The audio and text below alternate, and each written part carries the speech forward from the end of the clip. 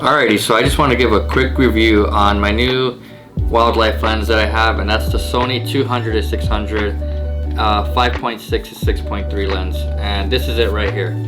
This is a massive lens, and I purchased this because I was gonna go on I went on a trip for 10 days to South Dakota, Wyoming, Montana, North Dakota, and I knew there was gonna be a bunch of wildlife there, and I wanted to have a lens that was I guess in the budget for me, and I knew it was going to be worth it for the shots.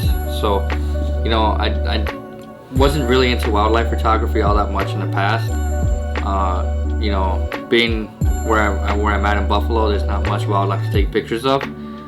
But I knew I always wanted to get like a photo of a grizzly bear and stuff like that. So I knew eventually I would have to buy this lens, or a lens that, you know, has a very long focal length. And you know, I had a 70-200, but I knew that wasn't going to be enough because all the way zoomed in at 200, I just felt like I needed more reach, and I didn't think 200 was going to be enough reach for this trip. So I sold that lens and I purchased this one, and it's not, you know, it's not a cheap lens. So it was just a little over $2,000, but some of the photos I've taken from it have definitely been some of my favorite photos I've ever taken.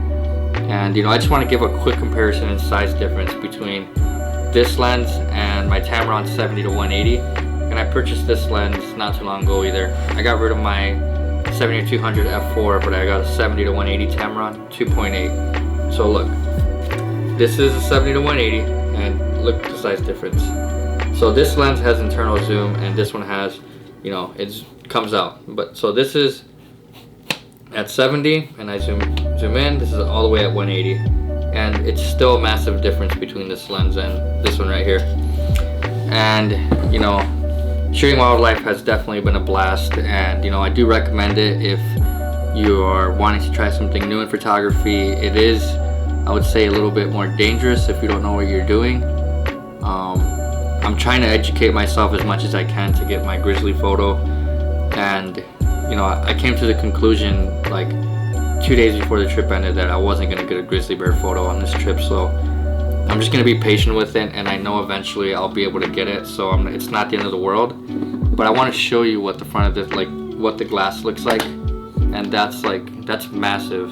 I didn't think I would have a lens like this ever, I would say, because I didn't know what I was gonna be doing with photography. I didn't know I was gonna be doing wildlife. So this is with the lens hood on now. Let's see if I can get this thing on here, because this is like a soup bowl. So this is with the lens hood on, and you can tell it's way bigger now. So you know, that's just probably about the size of a little bit above my head. But you know, basically, just to sum up, it's been, you know, amazing time shooting wildlife, and I would definitely recommend it, you know. And the only part is, if you want to get those really close-up shots, you do have to spend some crazy money. Although you can use other lenses and have adapters and such like that, and teleconverters. The only issue I have with that is, you know, I don't like adapters and all that stuff, and you know, it just seems like too much. So I just went to buy the 200-600.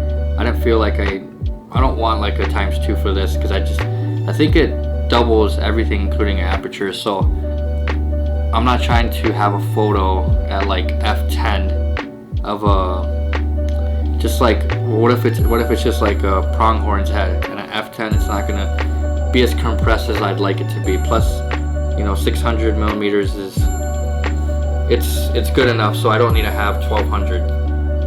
I mean, I'm sure it's nice in some occasions, but not for what I'm doing. So, you know, I will post some photos throughout, you know, the video and stuff like that if you got this far into watching it. So yeah, I hope you enjoy this little review I did, and follow my Instagram at Martin Jr. MN, and you know, I'll make some more product reviews and trying to keep this little video thing going, because it's been really hard lately, and I'm just trying to look for a rig right now for this 6500. So yeah, we'll see how it goes from there.